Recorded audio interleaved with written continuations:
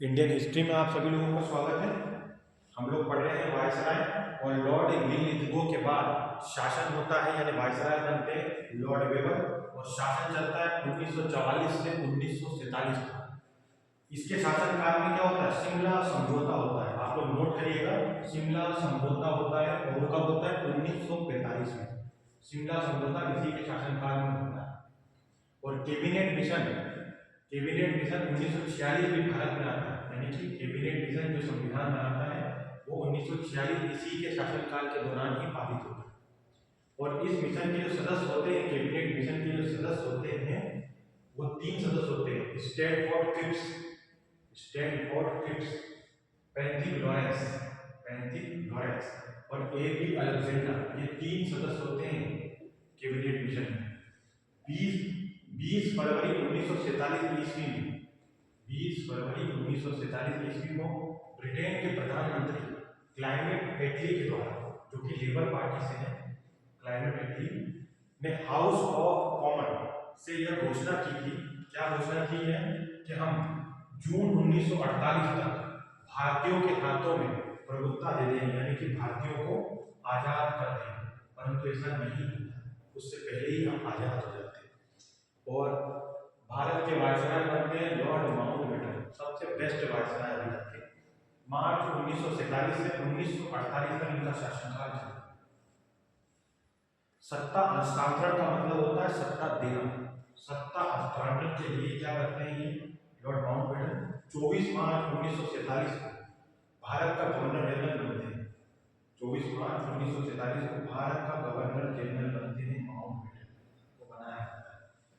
3 जून 1947 को माउंटबेटन ये घोषणा करते हैं।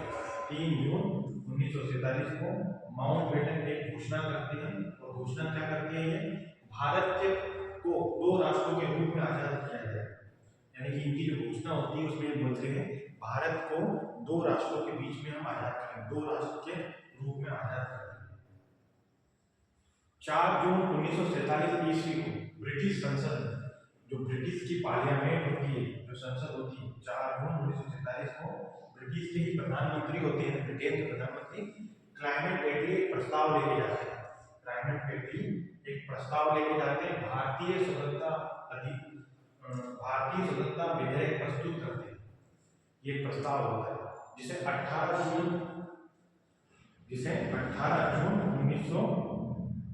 1947 को स्वीकृति मिल जाती है। इस प्रस्ताव को 18 जून 1947 को स्वीकृति मिलती है। और विधेयक में क्या होता है, विधेयक में क्या लिखा होता है, विधेयक के अनुसार भारत और पाकिस्तान 2 स्वतंत्र राष्ट्रों की घोषणा की जाती है। भारत और पाकिस्तान 2 स्वतंत्र राष्ट्रों की घोषणा की जाती है। यानी जो विधेयक होता है क्लाइमेट एक्ट लेके जाते हैं ब्रिटेन, उसमें यही लिखा होता है कि हम भारत को एक शर्त पर आजाद करेंगे, क्योंकि भारत के 2 टुकड़े होंगे और भारत के 2 टुकड़े होंगे, उसमें एक हिस्सा होगा पाकिस्तान का और एक हिस्सा होगा भारत का, तभी हम भारत को आजादी देंगे। 14 अगस्त 1947 को क्या होता है, 14 अगस्त की रात थी, 1947 की बात थी और पाकिस्तान को आजाद किया जाता है। यानी पाकिस्तान अपना स्वतंत्रता दिवस कब मनाता है, 14 अगस्त के दिन मनाता है। और भारत मनाता है 15 अगस्त 1947 ईस्वी को भारत को आजाद किया जाता है। और तब से हम लोग आजाद हैं।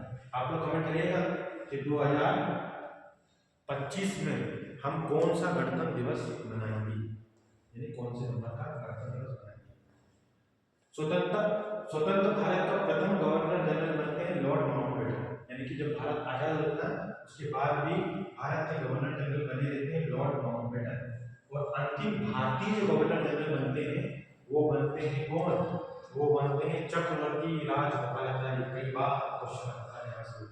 और हम लोग आजाद हो गए हैं, यानी वायसराय लोगों से और ब्रिटेन वाले लोगों से हम लोगों ने गुलामी अपनी खत्म कर दी है और हम लोग आजाद हो गए। आगे हम बात करेंगे किसके ऊपर, जो स्वतंत्रता संग्राम में जो महत्वपूर्ण तत्व हुए थे, जो घटनाएं घटी थी, उनको हम एक एक फैक्ट वाइज जानेंगे। यहाँ से हमारी इंडियन हिस्ट्री लगभग पूरी होती हुई दिख रही है मेरे को, और आप लोगों को भी दिख रही होगी।